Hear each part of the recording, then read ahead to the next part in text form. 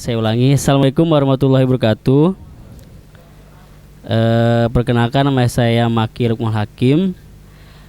Saya tertarik dengan poin tadi bahwa kesalahan orang Arab itu yang nomor 2-nya kalau nggak salah, meyakini bahwa keberkahan bisa melalui media seperti patung, seperti itu.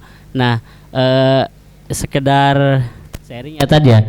Jadi untuk di beberapa daerah ada namanya tuh proses ziarah kubur, dan itu tuh kalau saya melihat di daerah saya tuh ada istilah sambil menyelipkan beberapa harapan gitu, dan itu tuh alasannya karena tawasul gitu.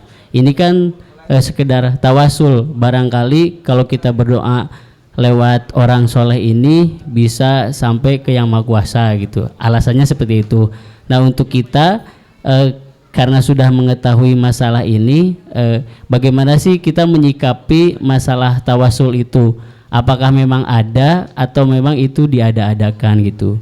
Karena ini penting bagi saya pribadi, karena kebudayaan di daerah saya memang rata-rata seperti itu. Mereka mengatasnamakan tawasul.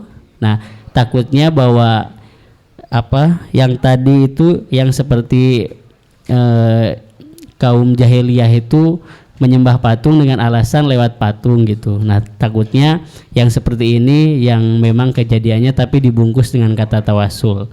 Itu saja. Terima kasih. Wassalamualaikum warahmatullahi wabarakatuh.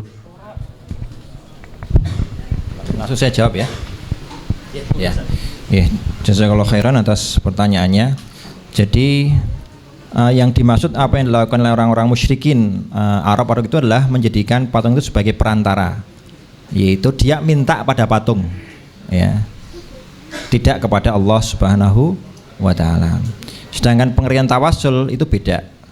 Tawasul itu minta pada Allah dengan menyebutkan nama orang tertentu atau amalan tertentu. Jadi mintanya kepada Allah Subhanahu wa Ta'ala, ya.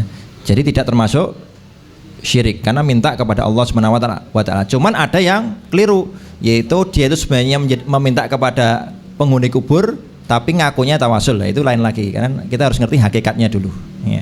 Tapi secara pengertian tawasul itu adalah minta pada Allah dengan menyebutkan amalan atau orang atau nama-nama dan sifat-sifat Allah Subhanahu wa Ta'ala. Nah, masalah menyebutkan orang ini khilaf yang panjang di antara para ulama. Boleh nggak kita itu bertawasul dengan menyebutkan orang yang sudah meninggal?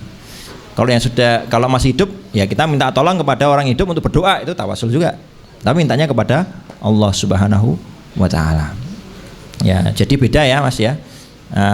Kalau saya sendiri pribadi, saya dari dalil-dalil yang saya pelajari, saya tidak mengamalkan tawasul pada orang yang sudah wafat, ya.